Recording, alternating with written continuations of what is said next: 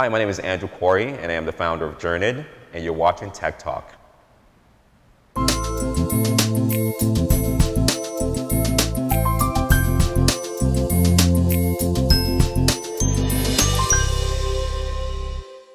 Tell us about this journey to Jurnid.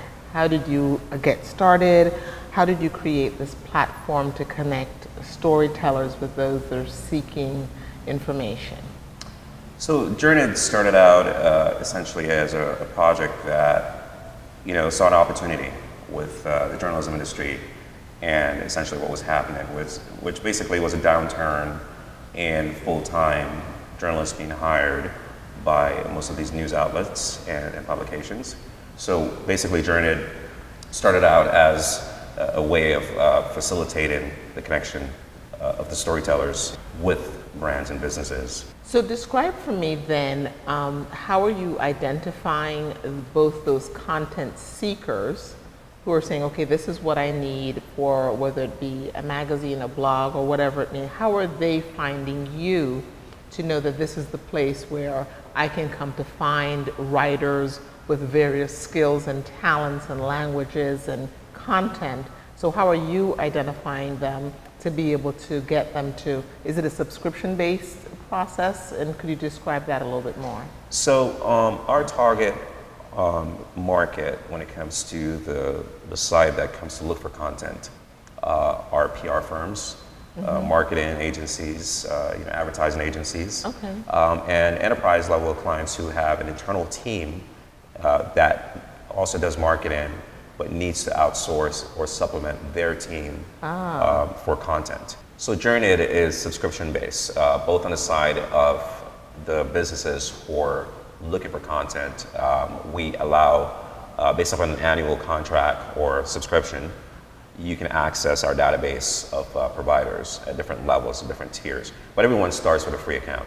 But we also have a managed service where the client does not want to deal with having to seek out these journalists or content providers or sign up to the service and manage it. We do that for them and do the complete handhold, and you just submit to us what it is that you need as far as stories that need to be written or white papers, blog, articles, whatever the content may be, and we will take care of sourcing the content providers that we've vetted in that particular specialty, that particular industry, and deliver the content directly to you. So tell me then about the background that's brought you to this place. What sparked this whole growth towards Jurnid was doing business in this city, and been given the opportunity through my freelance work, being a creative, working with brands, also doing content writing, and also producing videos and whatnot for different marketing purposes. So that kind of all culminated into what is Jurnid today. You talked a little bit earlier about the vetting process, because I'm sure that that is so critical for those that are seeking content and those who are saying, this Jurnid is a platform that I could use, but I know that I'm getting some of the best.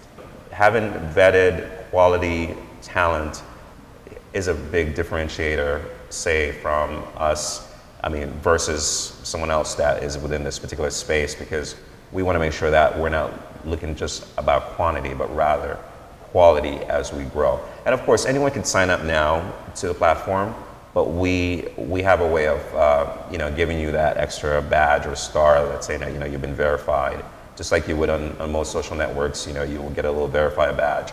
We're starting to implement that system where the cream of the crop, so to speak, the premium will rise to the top, essentially. Right. So do you see Jurnid then and the ability for the kind of content and the variety of content that you're able to create being a replacement for an individual or the division of a marketing or a PR company that would need to be in charge of creating this kind of content as part of that company's marketing strategy? Are you able to just kind of be plugged in or almost kind of outsourced by a marketing or PR firm? We could do both. Initially, the method or sort of like the drive was towards, the outsource aspect of it. Right. But we can also build teams that can supplement and also plug in fully with an agency.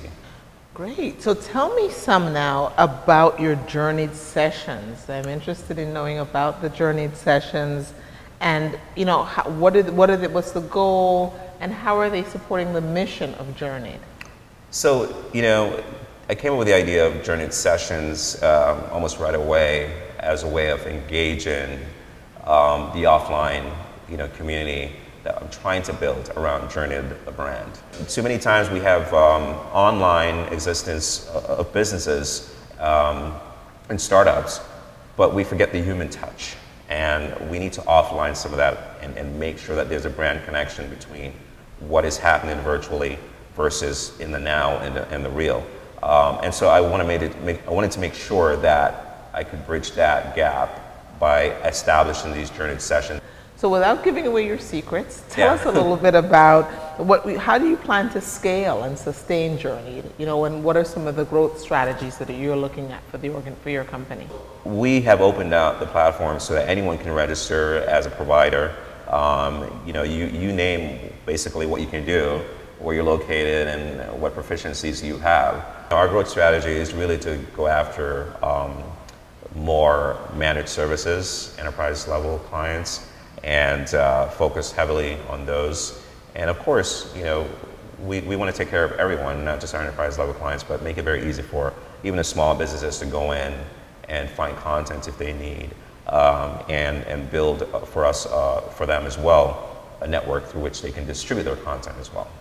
What, if any, kind of pushback are you getting from traditional journalists? Those are, wait a minute, I went to school, I have a journalism degree, yes, I am a writer, yeah, and suddenly now everybody thinks they could, journalist. How are you straddling that? Because I hear you, the need for your traditionally trained journalist is there, yeah, but you also want to take a look at some maybe not so traditional? Yeah.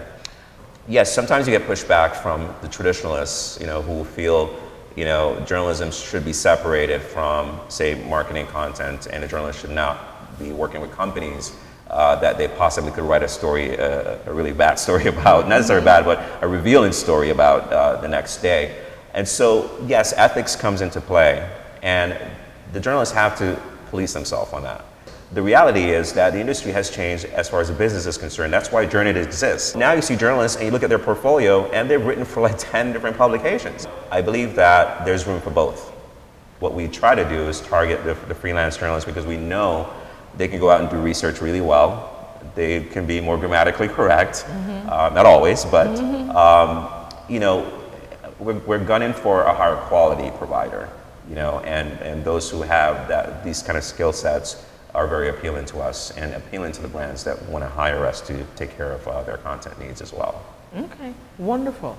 So with that said, as we wrap it up, give me your vision statement. Give me your mission statement for Jurnid. We want to become, and we're on our way to becoming, a central hub where you can find culturally relevant content.